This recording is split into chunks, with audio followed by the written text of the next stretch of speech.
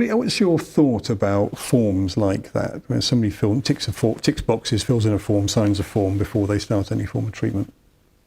In terms of validity of consent. Well, I think the thing about consent is you can be, you've actually pointed out, a person's got the right to withdraw at any point. So I might consent to you being in the room, but actually halfway through I start to feel uncomfortable, and I'll ask you to leave. So whilst on the form we might have said, I'm happy for you to be in the room, I've got the right to say, actually, I've changed my mind now, can you leave the room, please?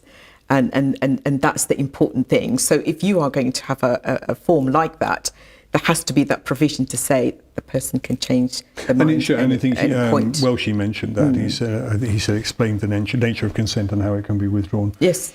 I suppose there's also an element, we have to be very careful about ensuring that we're not trying to persuade our patients one way or the other in giving consent. And it's so easy in your white coat and looking all imperious that people think they've got to do what we say. It's the most, I suppose consent is the most powerful, human right. That's your right to say, and that's the first thing as professionals we're all taught to do, which is why when we talked about that experience with safeguarding, the dilemmas we face, particularly even if, I've raised safeguarding concerns when people have said no, because I've had to make that judgment that the person was at risk, and it turned out to be the right decision to make.